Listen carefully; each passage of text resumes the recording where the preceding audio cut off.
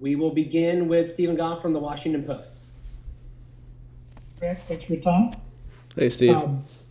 In anticipation of Gio debuting at some point, next couple games, obviously you know his dad very well. What are some of the things you've seen maybe that have been passed down from father to son in terms of the way you handle yourself and skills as well? Well, I think there's, Gio and his dad have a very similar grace to them, how they move around the field. Gio and Claudio both kind of just move around the field in a very fluid way, and I think that's something that's really a really big comparison of both of them. They're both competitive. You can see how I know Claudio was really competitive. You can see Gio also has that competitive fire. In these games that we've been watching from Dortmund, you can see how badly he wants to win the games. So those are two probably of major similarities that I see between them. Thanks, Greg. And as a reminder, because of the time, we're going to ask that each reporter have one question. So we will move on to Michele Giannone from Univision. Michele. Hi, thanks, Michael. Hi, Coach. How are you? Hi, Michele. My question is about the last time we talked about a few months ago about Christian and Gio playing together. And one of your options, you said that you were able to see one of them playing as a false nine. Has that idea evolved, or what are you seeing or thinking right now? I think that's certainly an option, especially the way we use our strikers. For me, it's going to be about putting them both in position to really help the team. And with Christian, he's playing at Chelsea. He's been doing a fantastic job, really making a huge impact on the games. And for Gio, for being that young and playing at Dortmund, a top club in the world, is really exceptional. And it's been great to watch him grow. Next, we'll go to Jeff Carlisle from ESPN. Hey, Greg, how are you? Hey, Jeff. Just what have these first few days been like? I mean, obviously you've been away from the team for such a long time. I mean, I don't know the extent to which you've been able to get on the field, but how much of that have you been able to do, and what else have you been talking to the guys about? Yeah, it's a great question, Jeff, because it's certainly taken a little bit getting used to, and I can imagine all that the guys have went through in the last 10 months of returning to play in a safe environment. Trying to foster relationships with social distancing, try to hold meetings with social distancing. So it's all been a challenge, and that's something we're getting used to. We're all embracing the challenge as a staff, and new things are popping up every single day, and that's been fun to have to deal with. But overall, we've had one real session with 8 players or with 11 players. Tomorrow we'll have a bigger session. All the rest of the guys will be here. We'll be tested. We'll be out of their isolation, and we'll have the whole group together. So the odd thing about it is, we'll be having a welcome meeting tomorrow, and we've been together for 2.5 days. So that's the odd part of COVID that we're all dealing with. Next will be Paul Tenorio from The Athletic. Hey, Greg. Obviously, Josh Sargent's absence changed things a bit with the roster. I wonder if, looking at that forward position, we know Sebastian Soto plays up top. Do you see Nico Giacchini as a number 9? Is he going to factor in there as well? And Tim Weah, how are you thinking about the number 9 differently without Josh and King? So I think those are both candidates to play there, together with Sebastian, who's a natural striker. So Nicholas can do it. He's been doing it in France. He scored a goal this weekend playing striker.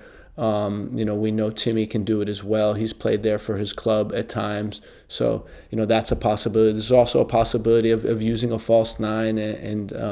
But overall, I think it's not going to change what we do much.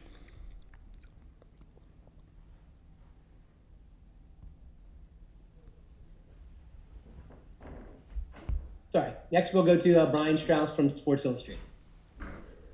Thanks. Hey, Greg. I've been thinking a lot about the Mexico friendly from last year and how you approached that game and how important process was to you and building a style and building an approach and sort of the cumulative repetition that you wanted to get into these guys to get them to play a certain way.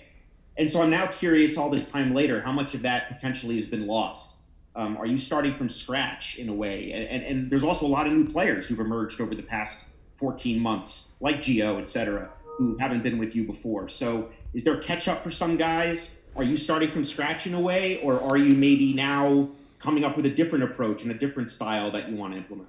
No, I think, Brian, that when we have our core together, I think it's a team that's made progress. I think now is a great time, to look at some new players, to look at some of the younger guys who have been doing a great job with their club teams, and so that's what we're using this camp for. Admittedly, what you're saying about the team is something I think about also. In this game, it's going to be probably 6 or 7 guys that are on the field for the first time playing together. So it will be a new experience. But I think when you look at the core and the players we were able to influence over this last 18 months, that's definitely a group that is up to speed. Thank you. Next, we will go to Ron Blum from the Associated Press. Hey, Greg. With the revamped schedule and the chance that you might have 3 qualifiers per window, do you have to look at your player pool differently in terms of usage because of the possibility of cards, injuries, and fatigue, and not being able to have the same 11 players as regularly in the starting lineup? And that's why we're doing a lot of this work now. Identifying players, giving players an opportunity, bringing them into our camp, getting that experience. It's really important. When you think about qualifying, we're confident with the fact that we have top level medical and sports science teams that can give us any possible advantage that there is in these short turnarounds. But it's going to be a grind, and it's going to affect all the teams, and that's why we need the pool as deep as possible, and we need guys to get this experience, because playing in World Cup games is a different proposition. Next, we'll go to Ivis Galarcep from SBI Soccer. Greg, it's been a while since Tyler's been in with you. Obviously, about like a year and a half, even more than everyone else. But in that time, you've obviously had conversations with him. How have those conversations gone? And he's always been known as someone who's very cerebral. He's a student of the game. And how have those talks gone? And he mentioned that you're a little more open to the idea of him as a 6 than maybe you used to be. Can you talk a little about that evolution? Yeah, I don't think he knows what I thought of him before. I always, the thing is that you're talking about young players, and you're talking about, players, back then and what they can be and what they are. Tyler's a very, very intelligent player, very dynamic player. I think he's got a lot of poise for a person his age and a player his age, and it's really fun to work with him. I'm just, me and Tyler have had a ton of conversations over this last year, and I'm glad that now we're having conversations in person, because I know he can be an important member of this team. In terms of how we play the game and how we use the number 6, I have no doubt that he can learn it. I have no doubt that he has the ability to do it, but he also gives you flexibility because of his mobility. He can play wide, he can play in a higher position. So to me, he gives a coach a lot of opportunity. Next will be Doug McIntyre from Yahoo.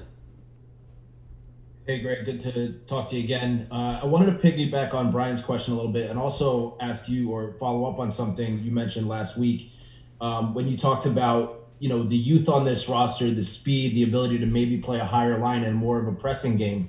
How much, if at all, is that a departure from the possession style that you talked about when you took the job, that you tried to implement in your first few months on the job? How do you mesh those two ideas together?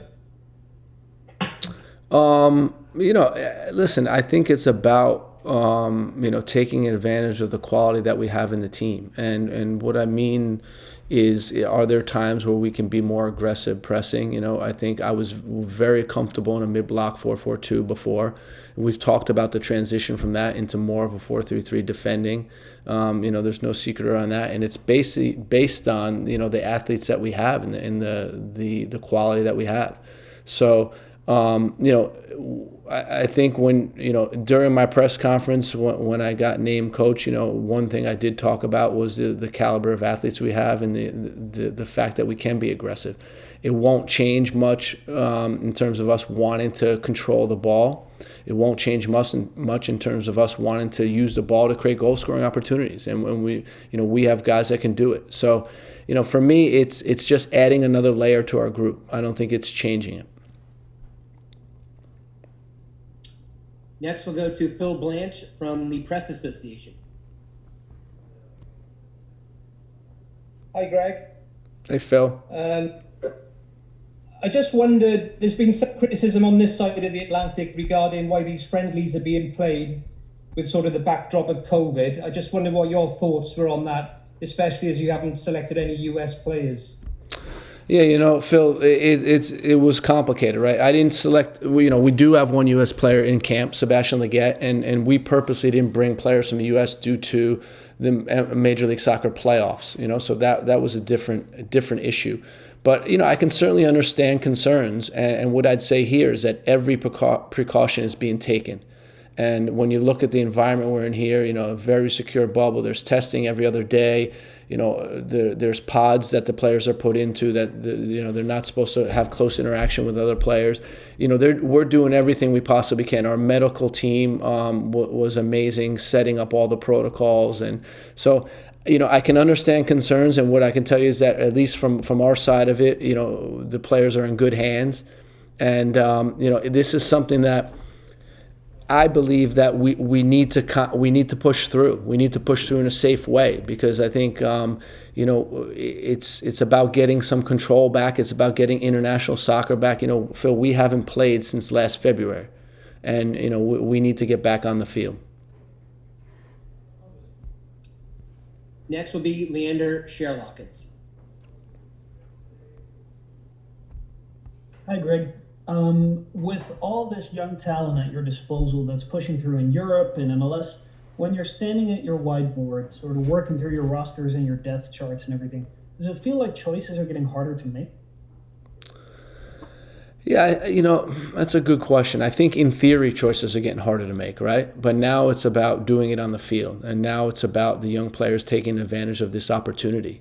And that's what's most important to me about this. It's easy to discount, established players, but I think until you can prove it on the field, then, you're not taking their place yet. So, I have a lot of hope for this group of players. I believe in this group of players, and I think that as they continue to gain experience, both with their clubs and country, they're going to continue to grow and be fantastic players. But we can't get ahead of ourselves. We have to realize that there's 10 players in camp that are in the full national team for the first time, and it's going to take developing. There's no question about that. Next, we'll go to Charles Bone from MLSsoccer.com. Hi, Greg. I always appreciate these availabilities. I wanted to know if you've kept an eye on the Philadelphia Union winning the Supporters Shield yesterday, and kind of whether that helps you as a national team coach to have a club in your domestic league with a model like theirs. I think it's great. I have a lot of respect for Jim Curtin. He's a guy I'm really fond of. I think he's a great coach, a really good human being. I think he's patient with players. And it's great to see that get rewarded. I think it's been a process when you talk about from when he took over to now. It's great to see them get results from that process, because it is something they believed in.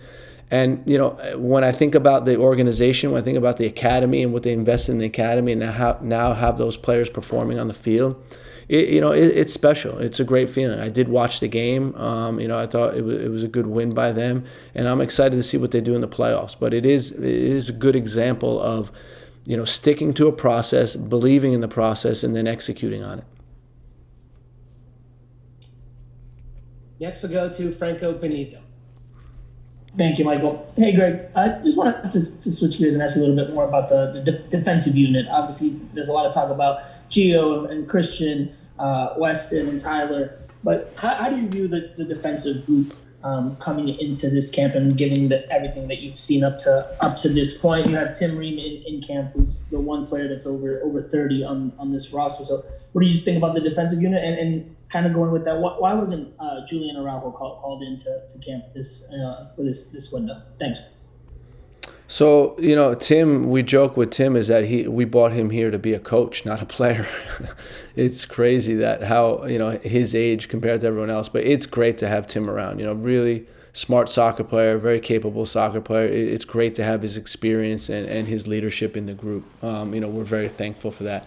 When I look at the back line, you have Anthony Robinson at left back who's playing in the Premier League for Fulham. He's come on now and started all the games. I think he's done a great job. At center back, obviously I mentioned Tim, and then you have Matt Miazga, who's playing week in and week out at Anderlecht. You have John Brooks, who's playing week in and week out for Wolfsburg. You have Chris Richards, who's involved with Bayern Munich, and a very young player with high potential. And then at right back, you have Reggie Cannon and Serginho Dest, and both of them are playing regularly. Serginho hasn't missed Reggie hasn't missed a 90-minute game in the last month, so it's been fun to watch his progress in Portugal.